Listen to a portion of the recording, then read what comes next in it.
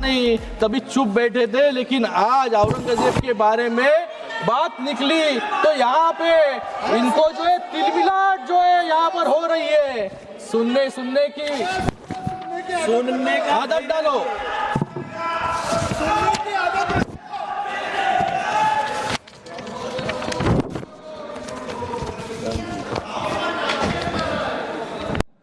मैं यहाँ पर इन्होंने और कहा है, यहाँ पर 370 कलम हटाने के बाद कश्मीर में क्या हुआ?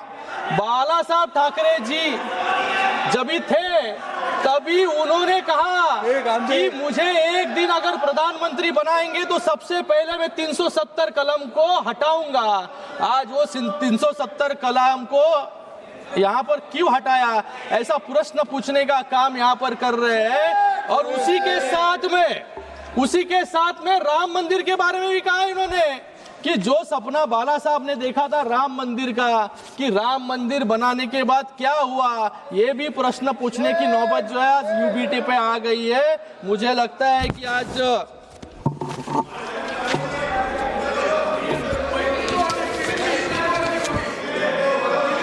यहाँ पर ये बिल जो है, ये बिल का नाम बदलकर unified Waqf management empowerment efficiency and development यानी उम्मीद रखा गया है।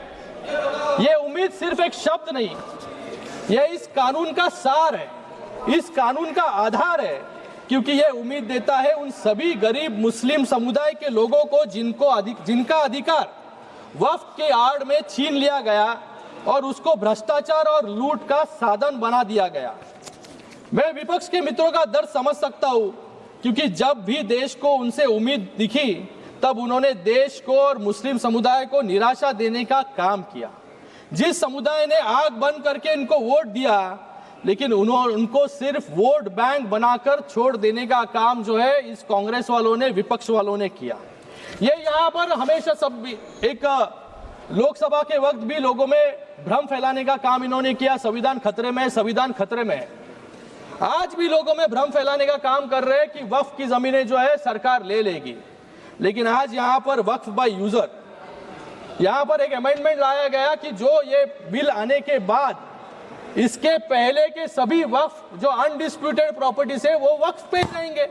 तो यहाँ पर कोई सवाल उठता नहीं है कि सरकारें उस वक्फ की जमीन को लेने की कोशिश कोई कर रहे हैं, लेकिन सिर्फ लोगों में भ्रम फैलाने का काम कुछ लोग यहाँ पर कर रहे हैं। मैं इन लोगों को याद दिलाना चाहूंगा, जब शाहबानो ने इस कांग्रेस से न्याय मांगने की उम्मीद की, कोर्ट ने शाहबानो को न्याय देने का काम किया, लेकिन इस सदन में ही इस कांग्रेस ने उनसे न्याय जो शाहबानो जी मांग रहे थे वो छीनने का काम इन्होंने ही किया। जब जम्मू कश्मीर की जनता ने आर्टिकल 370 हटाने की मांग की, तभी सिर्फ मुखदर्शक बनते ये कांग्रेस वाले रह गए, आतंकवाद को बढ़ते हुए देखते। जब 2006 में मुस्लिम समुदाय के उत्थान के लिए जब सच्चर कमेटी रिपोर्ट लाई गई, 8 साल तक उस कमेटी के रिपोर्ट को इंप्लीमेंट इन्होंने नहीं किया। जब मुस्लिम महिलाओं ने ट्रिपल तलाक से हो रही उत्पीड़न को रोकने के लिए इनसे गुहार लगाई, तब भी ये वोट गिनती में रह गए। और आज नरेंद्र मोदी जी के एनडीए सरकार में 370 भी हटाया, महिलाओं के आंसू पोंछने का भी काम किया, और आज ये बहुत ही ऐतिहासिक पूर्ण बिल लाकर आज मुस्लिम समाज के लोगों को भी, सर अभी तो शुरू किया है मैंने, I am the only speaker, मुस्लिम समाज के लोगों को न्याय देने का काम भी यहाँ पर किया है। ये अपीसमेंट नहीं बल्कि अपलिफ्टमेंट की दिशा में उठाया गया एक बड़ा कदम है। ये वोट के लिए नहीं, वतन के लिए काम होता है। ये विधेयक किसी के साथ धोखा नहीं बल्कि हर वर्ग के साथ न्याय का माध्यम है। ये विधेयक मजहब की दीवार नहीं, विकास का द्वार बनाता है, और शायद इसलिए विपक्ष के साथी इतना जोर लगा रहे हैं कि इसको रोकने के लिए। नहीं, तभी चुप बैठे थे, लेकिन आज औरंगजेब के बारे में बात निकली तो यहाँ पे इनको जो है तिलमिलाट जो है यहाँ पर हो रही है। सुनने की आदत डालो।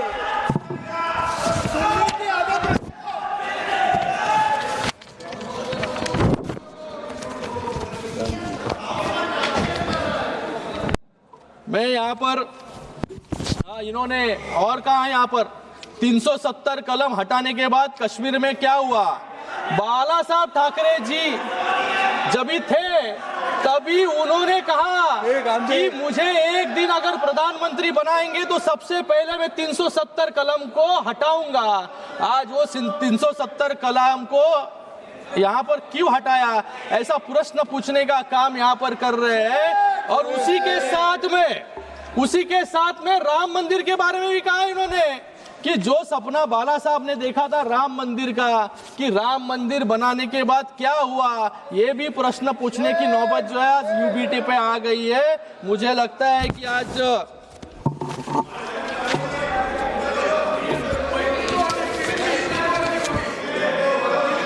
यहाँ पर ये बिल जो है, ये बिल का नाम बदलकर unified Waqf management empowerment efficiency and development यानी उम्मीद रखा गया है। ये उम्मीद सिर्फ एक शब्द नहीं, ये इस कानून का सार है, इस कानून का आधार है, क्योंकि ये उम्मीद देता है उन सभी गरीब मुस्लिम समुदाय के लोगों को जिनका अधिकार वक्फ के आड़ में छीन लिया गया और उसको भ्रष्टाचार और लूट का साधन बना दिया गया।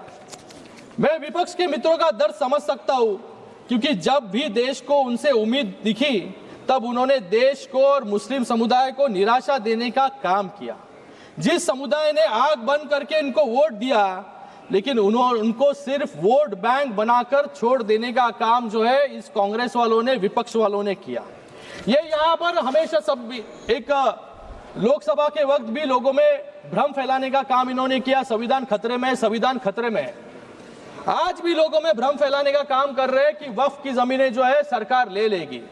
लेकिन आज यहाँ पर वक्फ बाय यूजर, यहाँ पर एक अमेंडमेंट लाया गया कि जो ये बिल आने के बाद इसके पहले के सभी वक्फ जो अनडिस्प्यूटेड प्रॉपर्टीज है वो वक्फ पे जाएंगे।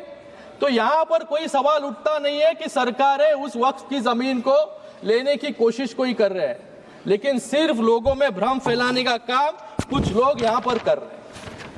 मैं इन लोगों को याद दिलाना चाहूंगा, जब शाहबानो ने इस कांग्रेस से न्याय मांगने की उम्मीद की, कोर्ट ने शाहबानो को न्याय देने का काम किया, लेकिन इस सदन में ही इस कांग्रेस ने उनसे